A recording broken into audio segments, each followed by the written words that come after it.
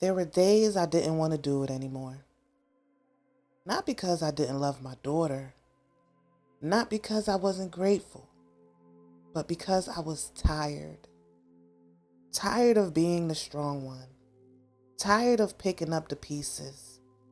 Tired of being the one who always sees the vision, but never gets the breakthrough. I've screamed in silence, cried with nobody listening, held my own hand over and over. And even now in this moment, I'm still figuring out how to breathe through the weight of it all. Some days, the smallest thing will tip everything over. A doctor's appointment gone wrong, a sister's comment, a phone that doesn't ring, and suddenly I'm spiraling again, reminded that I feel unseen, unheard, unsupported, that no one really understands what it feels like to be pregnant and exhausted and stretched thin emotionally and physically. To be trying to protect a baby you haven't even met yet, while trying not to lose yourself in the process. To try to show up as a mother, a woman, a creator, when deep down you just want to disappear. Not forever, just long enough to feel something other than pressure. You ever just want to vanish for a little bit? Not run away, just pause the whole world. That's where I was. And then I realized something sacred. I was so busy trying to be everything for everyone that I didn't realize I was already building something holy.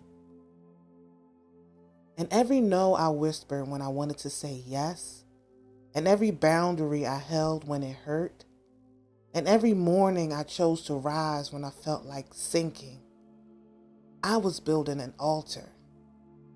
But the altar wasn't out there. The altar was me. This body that is tired but still standing.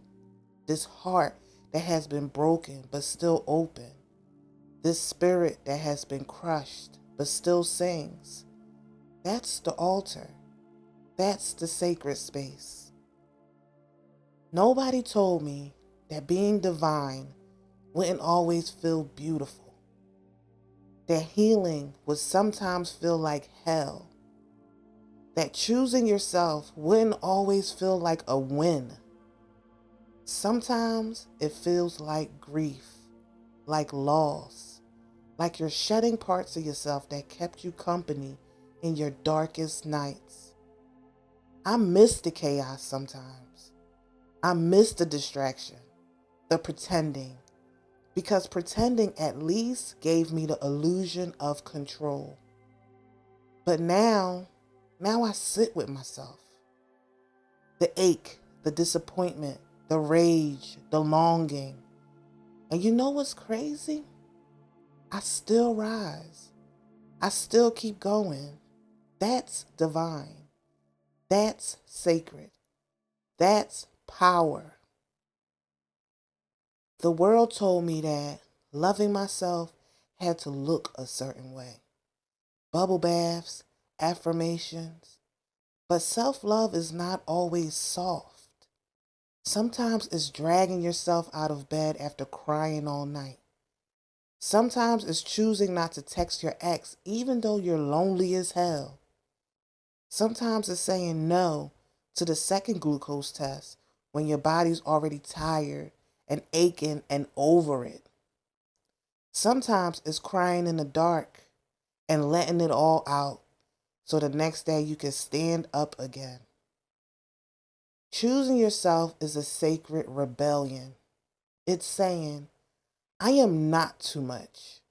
I am not a burden. I am not here to earn love by breaking myself. And that's realization. That's when I knew the altar is me.